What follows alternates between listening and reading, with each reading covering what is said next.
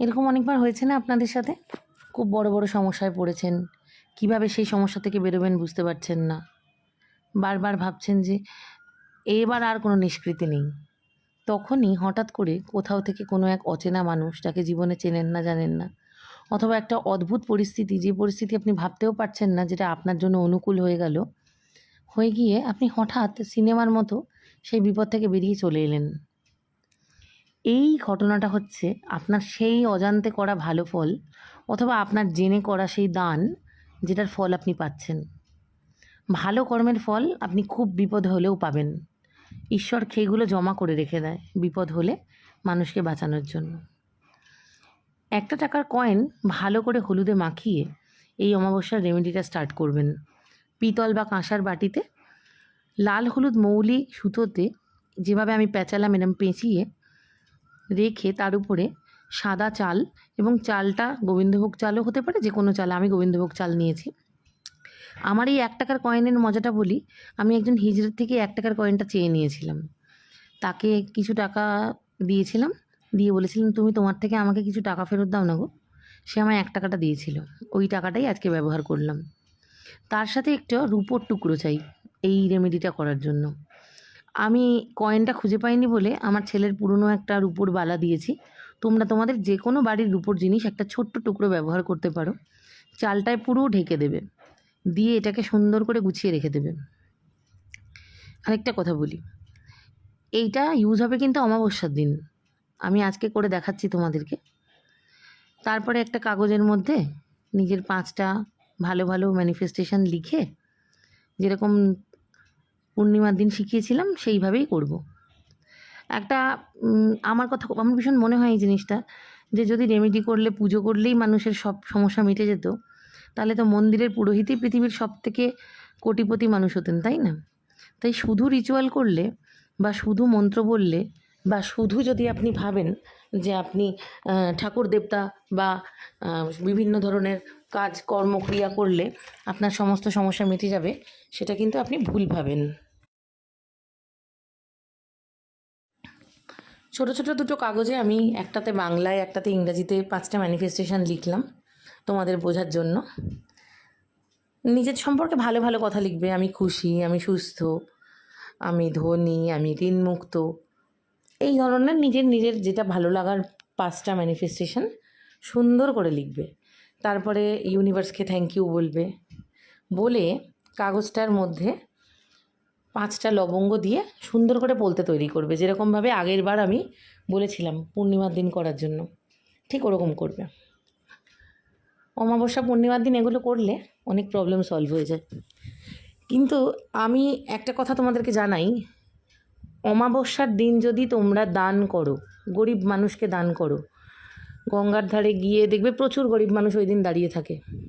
দানের মতো ভালো কাজ খুব কম আছে, খুব কম রেমেডি আছে যেটা দান করলে পাবে, অন্য কোনো রেমেডি করলে সেটা পেতে পারো না।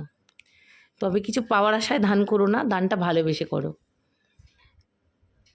তার সাথে এই অমাবস্যার দিনকে একটু পারলে নিরামিষ খেও, এটাও খুব ভালো একটা অ্যাকশন। অমাবস্যা পূর্ণিমার দিন নিরামিষ খেলে অনেক ম্যানিফেস্টেশন খুব স্ট্রংলি অ্যাক্টিভেট হয়ে যায়, অনেক ম্যানিফেস্টেশন খুব তাড়াতাড়ি কাজ করে। অমাবস্যার দিন বেসিক্যালি সাদা জিনিস দান করলেই সবথেকে বেশি কাজ হয়। কারণ কি, আমরা ওই দিন মানুষের জীবনের অন্ধকার দূর করার চেষ্টা করি। বা আরেকটা জিনিসও করতে পারো, অমাবস্যার দিন, ওই দিন তো শনি দেবতার দিন বলা হয়, তো শনি দেবতা ভীষণ খুশি হয় বুড়ো মানুষদেরকে হেল্প করলে। আর যে মানুষ পড়াশোনা করতে পারছে না, যে মানুষের পড়াশোনার সমস্যা হচ্ছে, তাকে খাতা বই পেন কিনে দিলে এটাও খুব ভালো, মানে নিজেদের জীবনের ব্লকেজ কেটে যায়। তার সাথে সাথে দুটো মানুষের উপকারও হয়। তো অমাবস্যার দিন আমরা মানুষের জীবনের অন্ধকার দূর করার চেষ্টা করব, এটা কিন্তু মাথায় রেখো। এই রিচুয়ালের সাথে সাথে চেষ্টা করো দুটো মানুষের মুখে একটু হাসি ফোটানোর। অমাবস্যার দিন এটা করলে আমাদের জীবনে খুব ভালো কিছু ম্যানিফেস্ট হয়, খুব ভালো কিছু অ্যাট্রাক্ট হয়। তো কাগজটাকে এভাবে মুড়ে ফেললে, তুলে দিয়ে দেখো সুন্দর করে পাকিয়ে ফেললে কাগজটাকে একদম ভালো করে চেপে করবে জিনিসটাকে। করা হয়ে গেলে আগে যারা আমার পূর্ণিমা রিচুয়াল দেখেছো জানো এই পোলতেটা কীভাবে বানাতে হয়। বাট এবারে একটা মজার জিনিস অ্যাড করেছি, সেটা হলো অনেক সময় আমি বলি না কর্পূর ইউজ করতে, এবারে আমি একটা কর্পূর তেল কিনেছি। সর্ষের তেলের বদলে কর্পূরের তেল দিতে পারো, অনেকে ঘি দিতে পারো না। আচ্ছা, কর্পূর তেল যাদের কাছে বাড়িতে থাকবে না তারা সর্ষের তেলে কর্পূর তেল দিতে পারো অথবা ঘি দিতে পারো। আমি কর্পূর তেলটা কিনেছি বলে তোমাদেরকে দেখালাম। এই দেখো, এই কর্পূর তেলটা আমি ইউজ করছি। একদম ভালো করে ভিজিয়ে ফেলবে, আস্তে আস্তে আস্তে আস্তে করে ঢালবে। ঘি দাও, তেল দাও, যেটাই দাও খুব আস্তে আস্তে ঢালবে।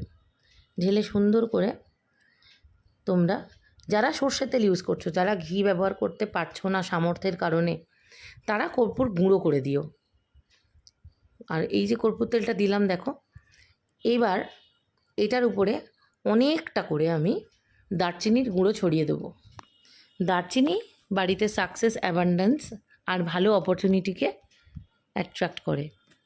তো দেখো অনেকটা বেশি বেশি বেশি বেশি করে দারচিনি আমি দিচ্ছি। আর নিচে দেখছো আমার তেজপাতার রিচুয়াল করার ওই ধনুচিটা, ওটা একদম কালো ভূত হয়ে গেছে, ওটার দিকে কিন্তু কেউ তাকাবে না। সবাই আমার রিচুয়ালটা দেখো। আমি দুখানা কাগজ বানিয়েছি, আজকে তোমাদেরকে একটা করে দেখাচ্ছি, আরেকটা আমি অমাবস্যার দিন করব। পাড়ায় কোনো গরিব ছেলে মেয়ে থাকলে যাদের পড়াশোনার সমস্যা হচ্ছে, স্কুলের ফিস দেওয়ার এটা মোক্ষম টাইম, অনেকেই দিতে পারে না, তাদেরকে হেল্প করো। অমাবস্যার দিন মানুষের পড়াশোনায় হেল্প করলে নিজের অজ্ঞানতার অন্ধকার দূর হয়। বাড়ির উত্তর পূর্ব কোণায় প্রদীপটা জ্বালিয়ে দিও অমাবস্যার দিন বিকেলে সূর্যাস্তের আগে। আর তার পাশে ওই গজকেশরী যোগওয়ালা সুন্দর বাটিটা যেটা বানিয়ে রেখেছি